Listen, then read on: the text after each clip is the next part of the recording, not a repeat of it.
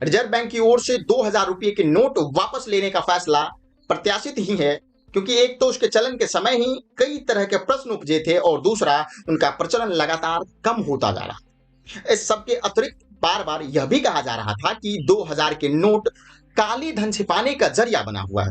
इस धारणा को पूरी तौर पर निराधार भी नहीं कहा जा सकता। कायदे से 2000 रुपये के नोट चलन में लाए ही नहीं जाने चाहिए थे, लेकिन नोटबंदी के बाद बाजार में यथाशीघ्र मुद्रा का प्रभाव करना भी आवश्यक था। इसमें संदेह नहीं कि इसमें 2000 रुपये के नोट सहायक बने। एक तरह से कहें तो मजबूरी में लाए गए थे। यह अच्छा हुआ कि इस मजबूरी से मुक्त होने का फैसला किया। ऐसे किसी फैसले के आसार तभी उभर आए थे जब यह खबर आई थी कि 2000 के नोटों की छपाई बंद कर दी गई है। इसके बाद तो संसद में भी 2000 के नोट बंद करने की मांग उठी थी। हालांकि कई विपक्षी दलों को रिजर्व बैंक का फैसला रास नहीं आया, लेकिन उनकी ओर से यहाँ जो आशंका व्यक्त की जा रही है कि इससे लोगों को परेशानी हो सकती है या फिर अर्थव्यवस्था पर प्रतिकूल प्रभाव पड़ेगा, वह निराधार ही अधिक है।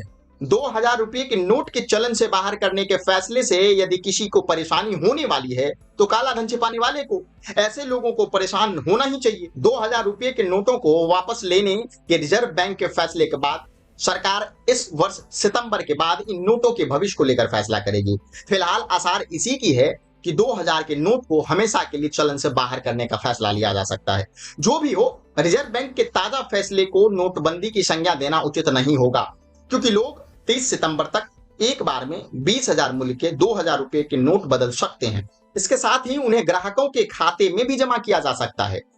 इस सुविधा के बाद भी 2000 के नोटों के भविष्य को लेकर जो फैसला लिया जाए वह ठोक बजाकर लिया जाना चाहिए। भविष्य में किसी तरह के संशय के लिए कोई गुंजाइश नहीं रहनी चाहिए। जैसे नोटबंदी जैसे फैसले बार बार नहीं लिए जा सकते, वैसे ही किसी राशि के नोटों को चलन से बाहर करने का फैसला भी बार बार लिए जाने वाले ऐसे फैसले मुद्रा के प्रति लोगों के भरोसे को कम करते हैं। अर्थव्यवस्था की मजबूती के लिए भी यह आवश्यक होता है कि मुद्रा के भविष्य को लेकर किसी तरह की दुविधा न रहे।